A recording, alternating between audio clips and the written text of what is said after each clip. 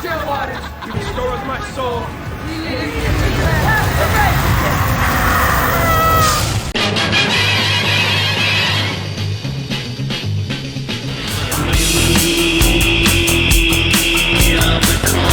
We are the Cult Lords.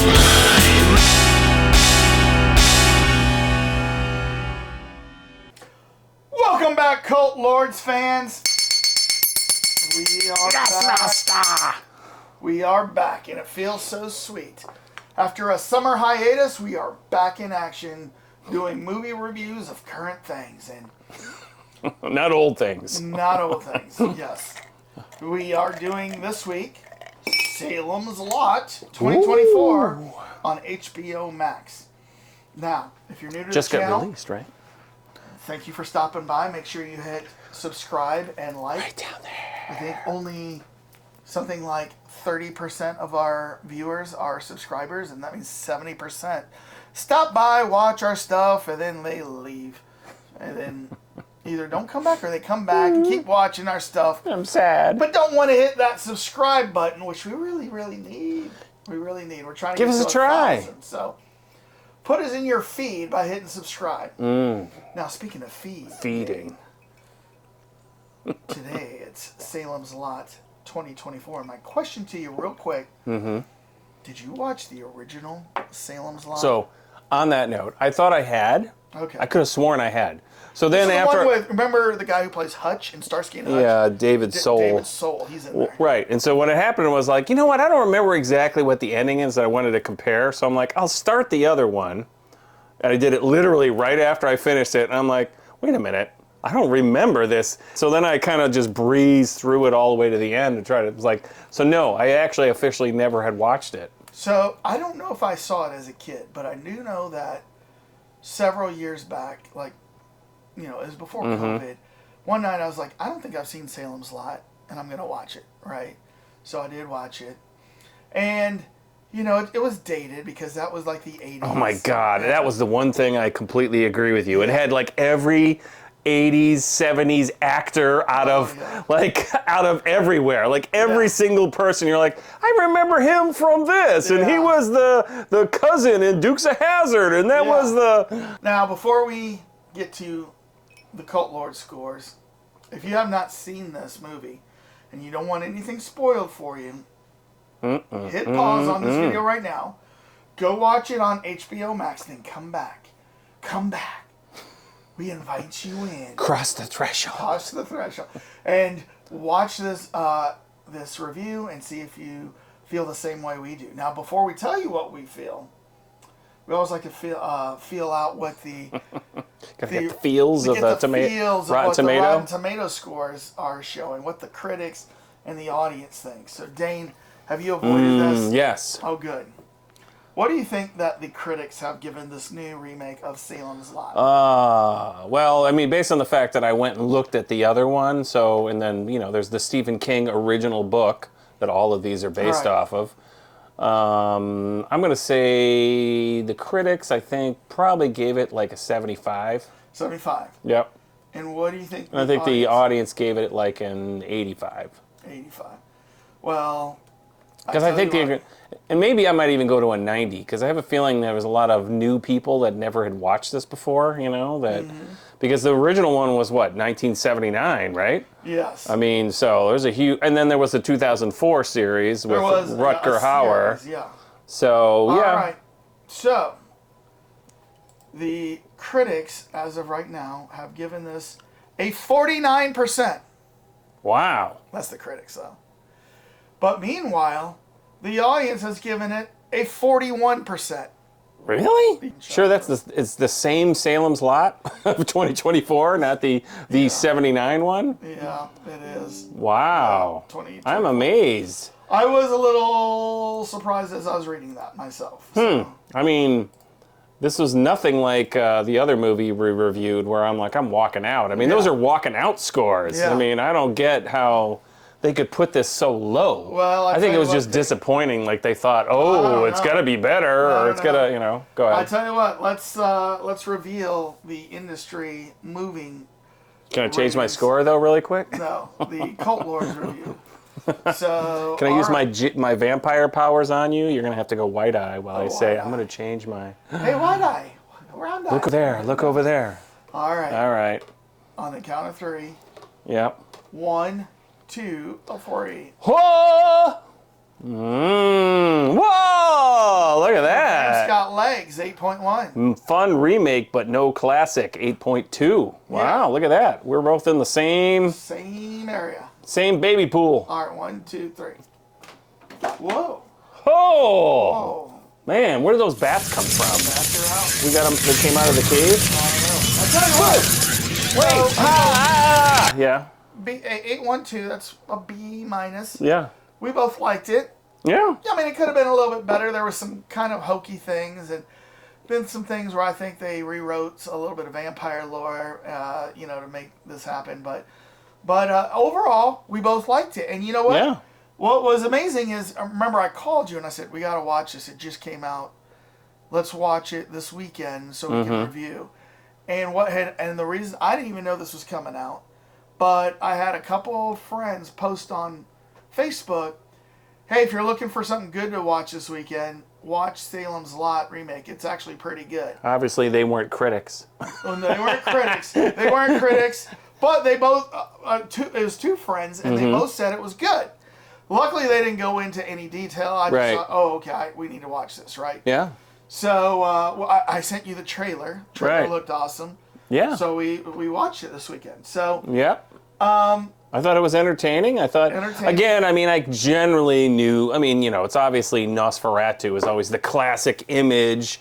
Right. We've got the other Dracula sitting back there, but that was the cool thing I think about if you go back to the original and you look at him, they really paid homage to him because he really. And they did in the 1980s one too. I mean, because if you think about it. You mean the remake? I mean the back original. to Salem's Lot, or you mean the 79 one? The 79 one. Oh, yeah. The 79 one with David Soul. That vampire looked like Nosferatu. Oh, yeah. And what was interesting is nobody had really seen Nosferatu in that form in a long time because all the Bela Lugosi, the Christopher Lee, the Frank Langella vampires, all the people who played vampires through the 60s and 70s. And then the Fright Night vampire. He came after Saradin. Yeah, well, he came after Salem's Lot. Oh, yeah. What I'm saying is all the vampires leading up to that Right. Salem's Lot had all been in that older, the classic vampire, classic Dracula. So then when they put that up on screen, that freaked people out at the time.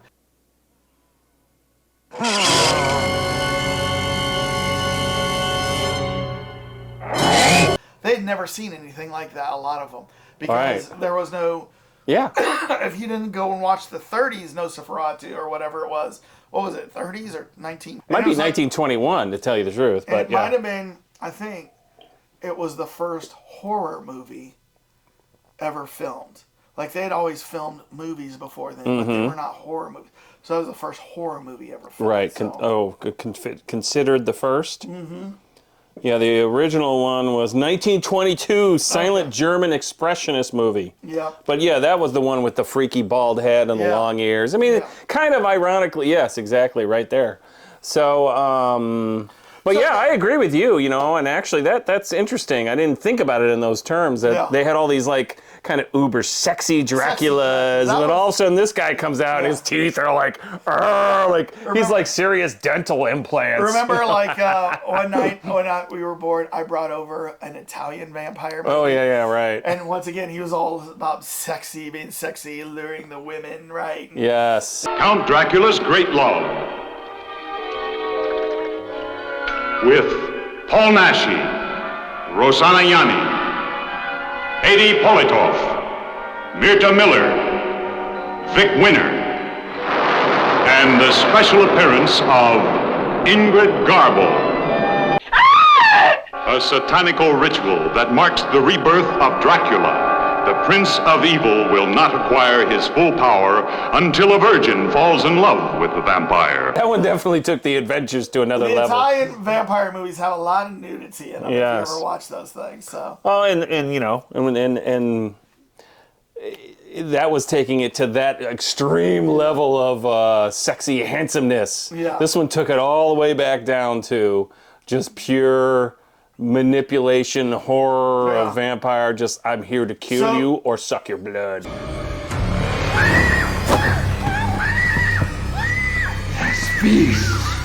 Ben Mears. Ben Mears.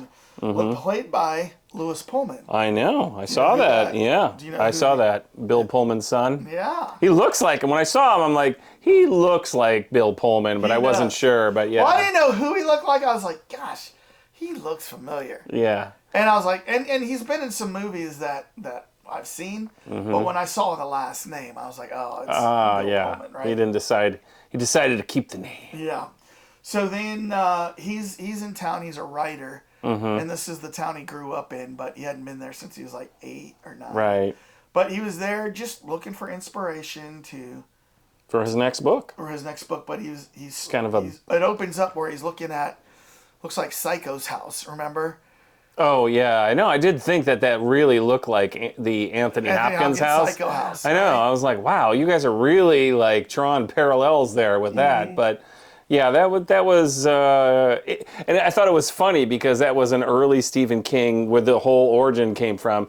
Early, one of his short stories, and I love the way the writer, people are always like crapping on him, like, Some kind of writer? That's right, yeah. I'll take payment in advance. oh, he's a writer. Oh, I don't want you dating him. You know, that was kind of a funny little critique from Stephen King. Yeah. First of all, when it started off and the guy was in the shop saying, I need you to bring this in, was that modern times or was that old? No, that was modern times. It was, okay. Yeah, So he was. then they brought in the coffin. Yeah, he was paying the guy. Yeah, Straker was dressed kind of like, almost like Victorian fancy and all the, of course. He wasn't a John Wick, wasn't he? He played a bunch. no, Game of Game of Thrones, he Thrones. played Euron. Yeah, that was the big. Oh, he was also an Overlord. There's the other one. Good actor. Yeah. I saw they did a good job with him integrating and kind of like, you know, charming the ladies. Yeah. But so your question was that he was hiring the guy to come bring the coffin in. Yeah, so they bring the coffin in. They drop the coffin. Of right? course.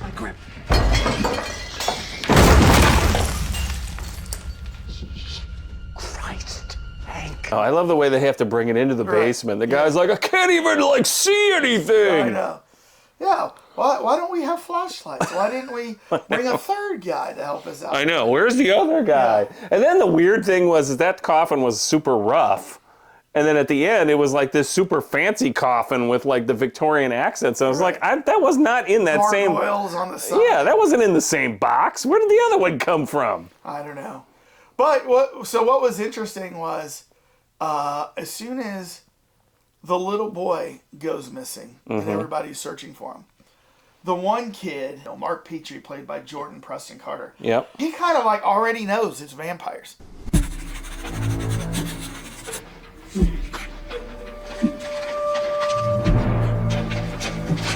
Okay. Don't worry, Danny, I'm gonna come get you. I promise. Yeah, I know. I'm trying to remember. And then he 'cause like immediately starts going and researching vampires. in comic books. He's got all his comics out. It was like, Yeah. I've got that comic. Yeah. His House to Mystery and all yeah. this stuff. And then He's into magic, so he has a lot of then Houdini stuff. the other guy, Bill Camp, who's like, he's like works at the school, Matt Burke. Yeah, he's the principal. He also realizes it's vampires really quick. Where did you get those marks, Mike?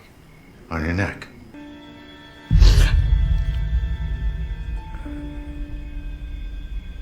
And actually, I thought that was kind of interesting because not seeing the original, and I mean, just generally know. I thought, oh, this is interesting. The people actually know that there's like they're in on it. So what I was wondering was, they didn't really allude to it, but does Salem's Lot, or it's really Jerusalem's Lot, have a history of vampires or something No, that they would know about? I think these guys were just all.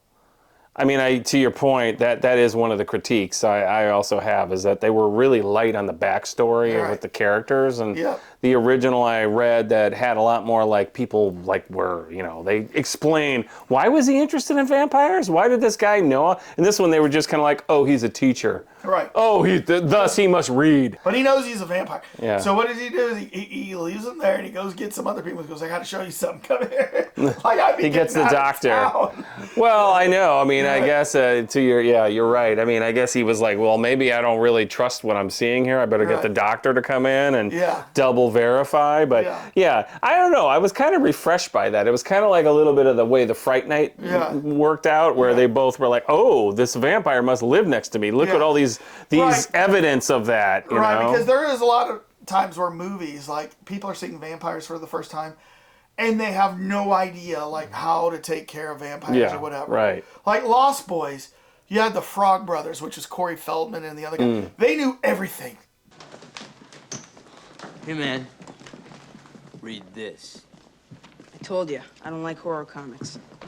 Think of it more as a survival manual. We know everything, how you get rid of bloodsuckers. And, you know, remember they had super soakers. They were filling up with holy water and garlic. And, you know, and they're like, you don't talk to them. You don't, acknowledge them. Don't look them in the eye. Yeah, they, like, knew everything. So in this town, you had a few people that they knew everything about this, right?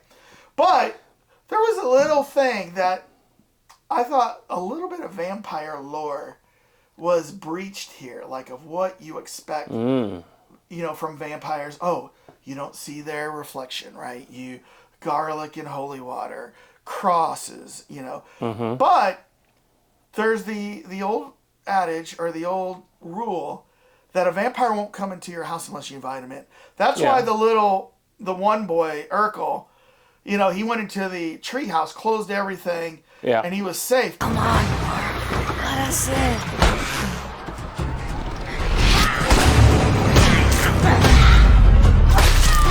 But go back to when the teacher had the one guy like turn on him. He goes, I revoke your invitation to my house. And the guy goes, ah! And he goes out. I revoke my invitation!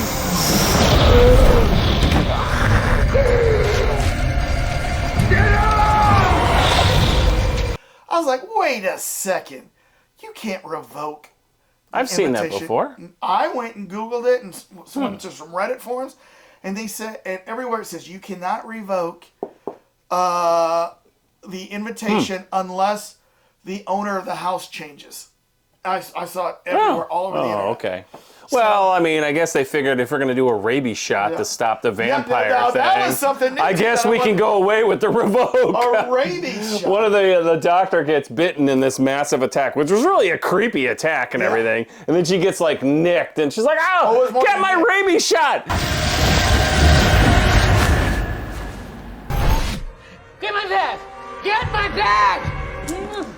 They're like, put it in, something. It works as long as you get it immediately. It will stop rabies. What you're saying and it's like, is a vampire's bite is a rabid bite. Well, I mean, it does. Well, I think her point was whatever the virus or whatever that's getting transmuted into you, it's like. It like the shot counteracts it immediately, and then also they of course threw the magic in there too, because then it was like put the thing on her, which kind of like roasted it a little extra more. The crucifix, the cross. Yeah, and then so another part was the crucifix. So in this world, it's kind of like Frodo's ring when orcs or sword when like orcs are around. Frodo. Orcs. Whenever the vampire came close, the crosses would glow. The crucifix. As long as you believed in it.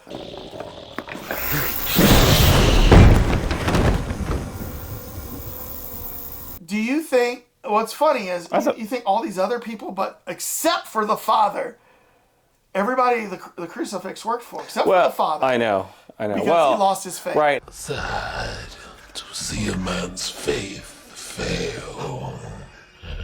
And that was another critique, because I think in the book they have a lot more about the father's psychology and backstory, and that makes more sense that he loses his faith. Then this one they kind of like he's drinking. He's like, remember when they introduce you to him, he's in jail that he wanted to be put in jail for some reason at the beginning. Yes, and so the priest like loses his faith or whatever, and they also skipped, I think, this scene because the part where they're in the kitchen and Barlow and Strader are both there and they've got the kid. What would you give to reprieve him this night to save him for another night? What do you want? The master wants you. Run! Get back! I am a priest! And so that actually is also, and then in the original, your faith without the cross versus Dracula, vampire. And the priest doesn't live up to it, you know. But I think he's got a backstory that they didn't go into on this one. So there was a bit of... Yeah. It didn't explain some things. I mean, I agree. I thought it was a cool effect because in the original, do you remember that the holy water glows when the vampires are around? I don't remember that. Yeah, I when I saw it, that's the very first opening scene. They're like, oh, they're around, and the holy water's like glowing blue. Oh. But then the crosses didn't glow, just the holy water grew. Yeah. But there was a lot of cool scenes to me in this. Yeah. Like when they were in the basement and, yes. you know, remember Bill Camp, Matt Burke had turned. Barlow's coming for you! Your family! Tonight! Come sleep like the dead. He's coming for you! You know, Yes. I thought it was cool. And then, just like the original, like, you know, the vampires, their eyes glowed. Right? Yes. So, like, when they're cool. outside the windows going, Timmy, Timmy, let me in. Open the window, Mark.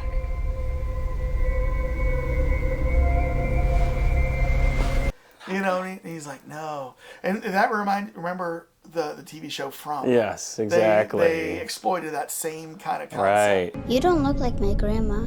She's not your grandma. I'm so lonely.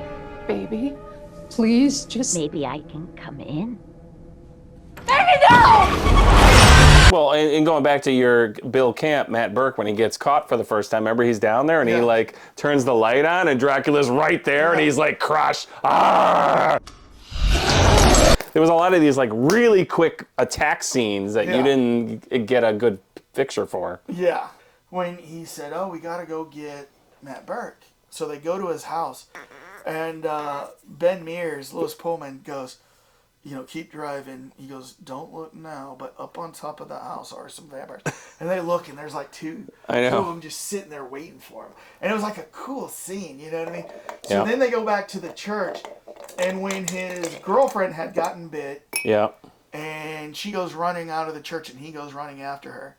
And he looks back at the church, and then he looks back at the road, and they're all just standing there. Mm-hmm. I mean... Yeah.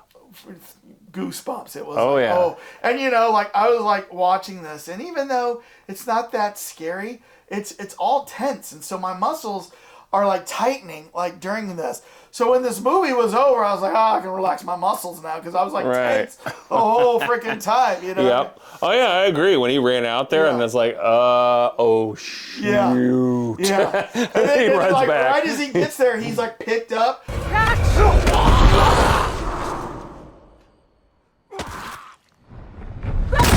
Bam. Yeah. So yeah, that's where this movie shined, is these kind of very specific, dramatic, like full on, you know, action / blood / attack scenes. Right.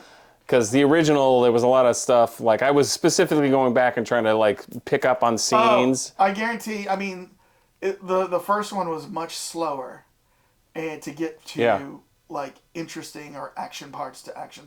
Much slower compared to this. Right. This one knew how to keep the pacing going, where there was constantly something going on to rattle your nerves and provide visuals that if you're a little kid watching this, you're going to go to bed remembering these visuals for a long time. So maybe that's what the point was. It was if you're a little kid, they were trying to hold back and make it like. I mean, actually, they didn't hold back. I'll give them some credit there. There was a lot of blood.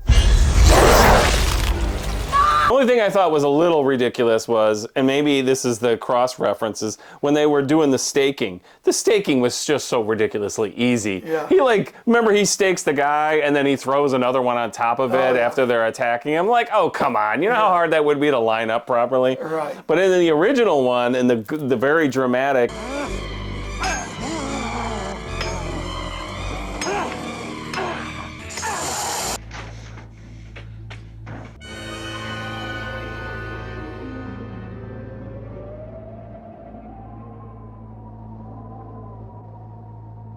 You know, in this one they did when it was almost kind of comedic when the vampire's going down and trying to grab him. It was like something out of Star Wars.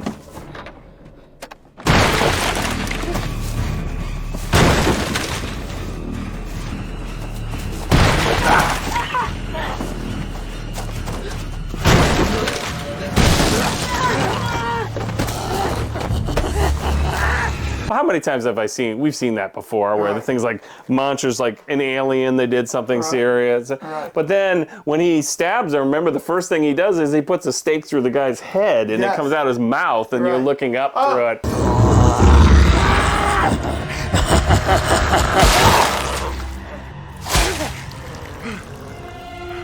When this happened, I said, oh, I bet the director is just so proud of himself because he's got this shot where there's a hole through the vampire's mouth, and you can see, you know, Pullman looking through it at the little kid. Like, he's like, oh, that's the money shot, man. That's the money shot. The whole movie. I mean, never mind the fact that the kid's face was right there, so that stake was like right here, so like, okay, well, you're not really thinking how far. I mean, but then he hits him again, and then, you know, after he gets him in the face, you think the guy still has power. Right. There's no reason why he's completely stunned. And then he goes and hits him with like a real estate sign stake, and then he does it in one hit.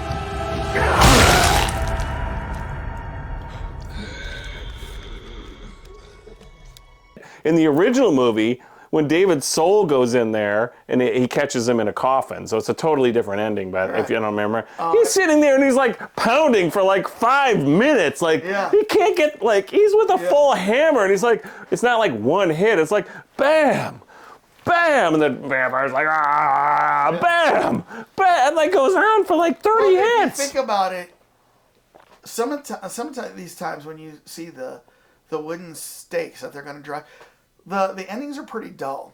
Yeah. And if you think about, if you try to put a dull wooden stake against my chest and try to pound it in, that's not going to go in very easy on just a normal person.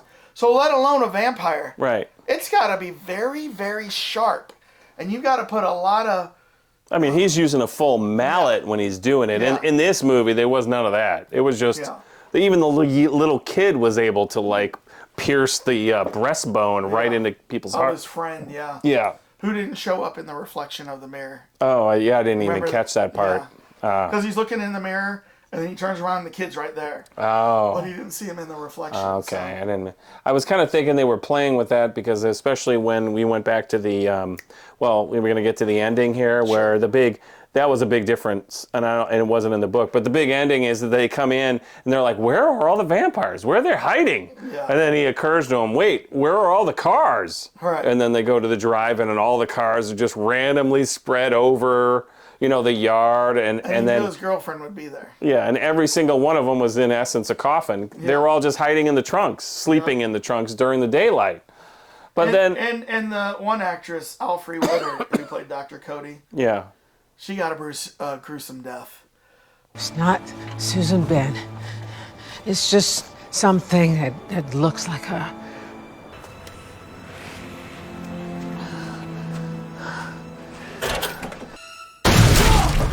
It's like, whoa! That, you know, she got killed like that? Okay. Oh, yeah. So. One of the new familiar after the other guy got taken away, the mom of the Susan Norton. Right. Get away from my daughter! Right, let's go! Marlo told me you'd come for her! She's the new familiar that's guarding over all of them with her shotgun, and the kid figures out how to knock over the movie screen.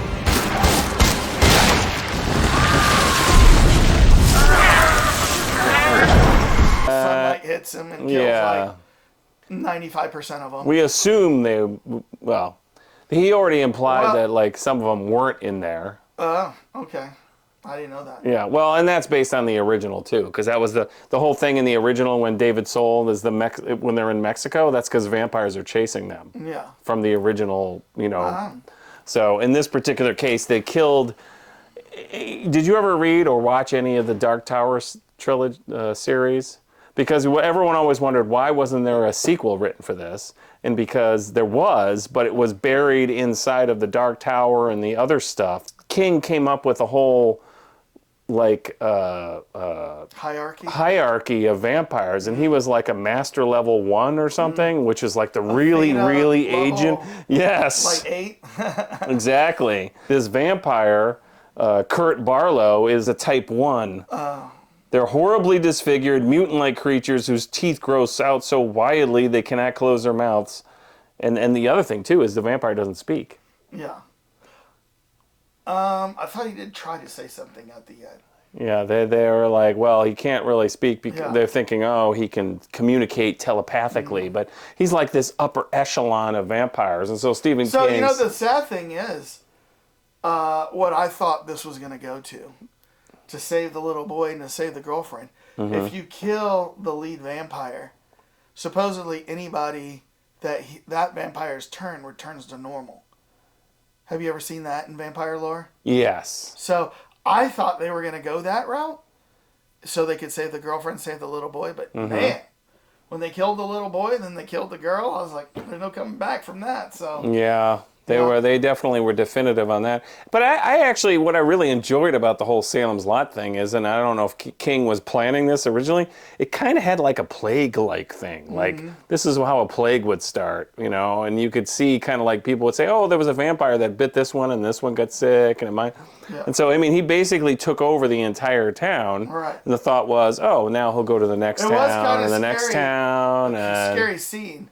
Like maybe 2 or 3 days into it after, I think they spent the first night in the church or whatever, and then they were driving through town, and like they show the diner is empty. Yeah. They show like the school is empty.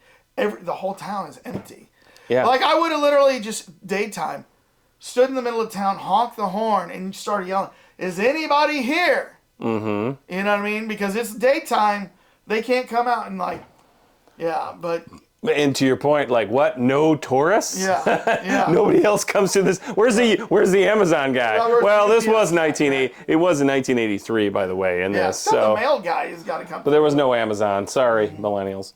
But UPS existed.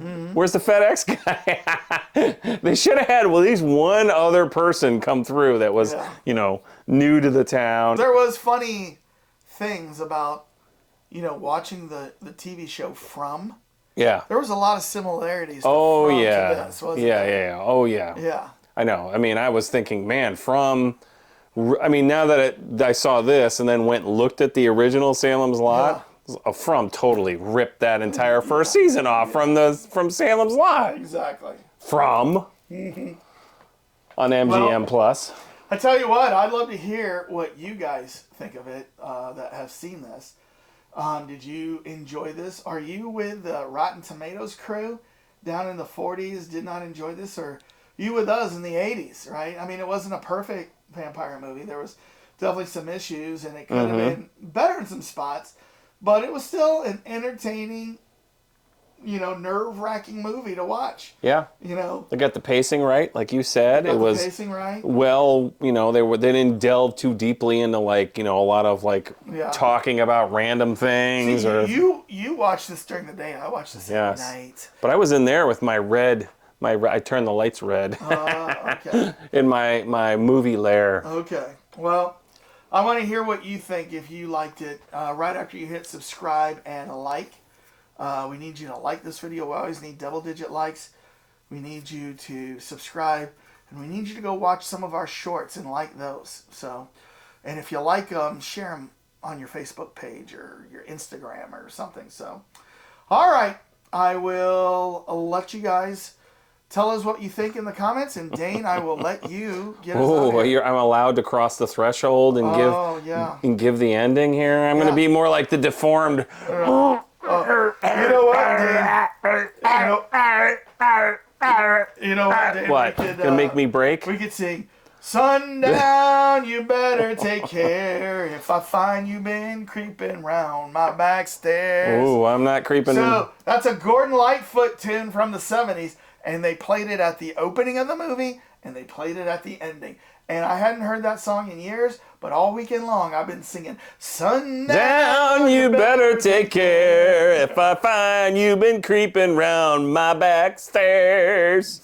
Peace out, everybody. Watch your back stairs. Sundown, you better take care if I find you been creeping round my back stairs.